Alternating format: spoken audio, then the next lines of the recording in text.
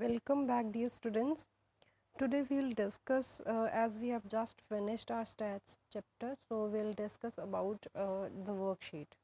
And that is the most expected questions that can be asked as MCQ from this chapter. So if we look at the very first question, then it says that a student clicks information about the number of school going children.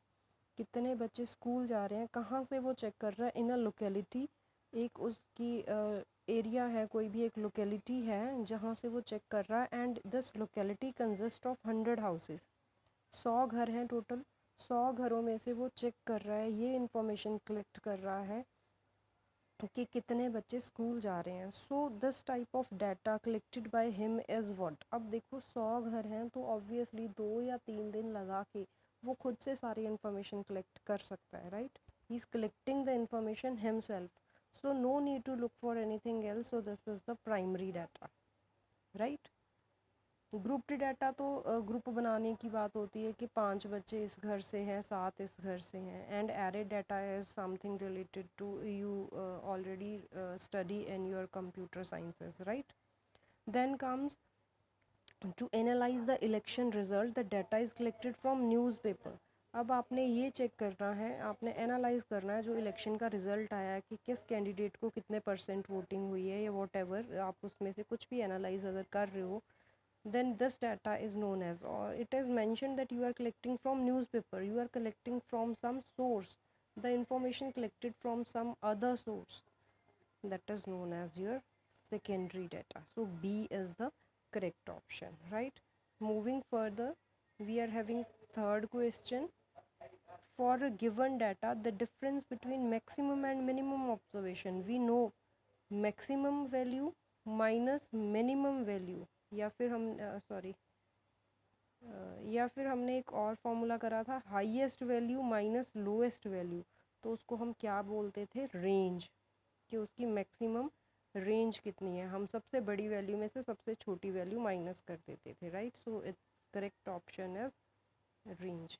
Class limit, मुझे query आई थी कि class limit क्या होती है. Class limit क्या होती है, जैसे 0 to 10, 10 to 20, ये हमारे पास क्लासेस गिवन है, 20 to 30.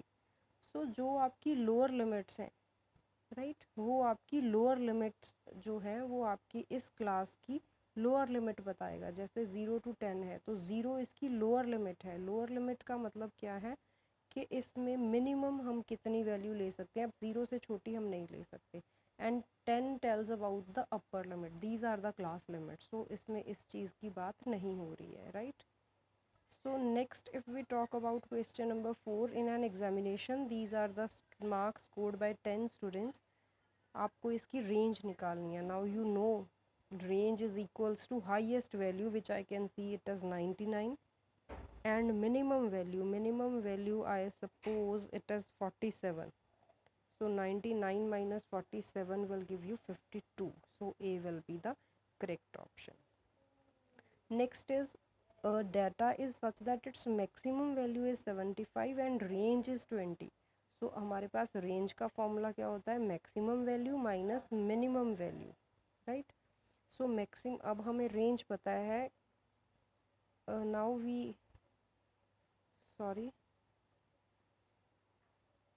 We are having range. Range कितनी है हमारे पास, it is 20 is equals to maximum value हमारे पास कितनी है, 75, माइनस मिनिमम वैल्यू हमें नहीं पता. अब हमने ये चीज़ निकालनी है, 75 वहाँ जाके माइनस हो जाएगा, नेगेटिव में आंसर आएगा, एक नेगेटिव हमारे पास इस तरफ भी होगा तो वो कैंसिल हो जाएंगे. 75 minus 25, 55 will be your correct option, right. Next question we are having, in a grouped frequency distribution we are having the intervals this, then class size if you remember we denote it by h also. Class size is upper limit minus lower limit, आपको अगर याद हो तो.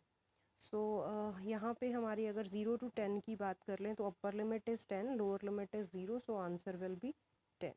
अगर हम second interval pick करते हैं then also we are having upper limit 20, lower limit 10, so answer will still be 10. Similarly for 20 to 30 हमारे पास डिफरेंस जो है अपर लिमिट और लोअर लिमिट का वो 10 आएगा, so our answer will be 10.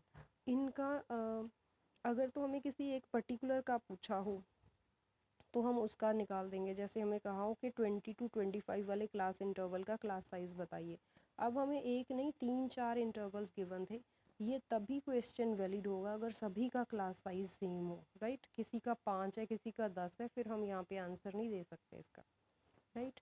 So our next 7th question is you are given with class intervals then 10 is considered in. इस question पे मैंने बहुत फोकस करा है while taking your regular classes.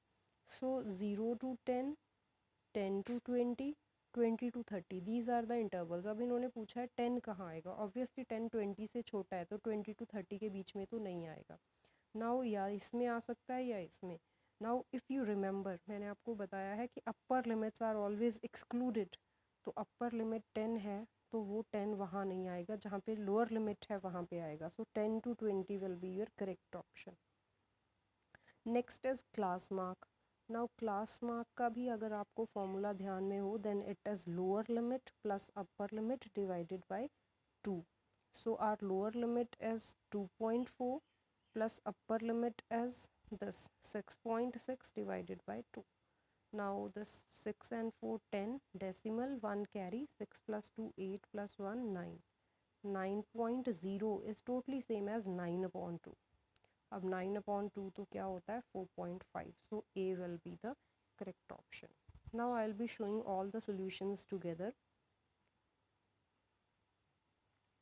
So these are the solutions. I'll show it by zooming. These are the questions. First question D part, second question B part. ये इनके correct options हैं. You can pause the video wherever required and then match the answers with what you have done, right? So I hope now stats chapter is totally clear to you. If still any query, any doubt, then you can drop a message. Now we'll starting with, from next class we will be starting with our this probability, the last chapter of our term 1 syllabus. उसके बाद हमारा term 1 finish हो जाएगा, right? And one more important information that most probably from the mid of September, mid September, that is around 12 or 15, 12 या 15 से आपके term 2 term 1 के जो finals हैं वो start हो रहे हैं, राइट। So be prepared. आपका सिलेबस जो है दैट इज़ फर्स्ट से लेके 6 तक chapters, then 14 and 15th chapter, ये आपका सिलेबस है, right. So keep preparing side wise because हमारे पास टाइम कम बचा है। And don't worry about probability is just game of 2 or 3 days, not more than 3, right? Thank you.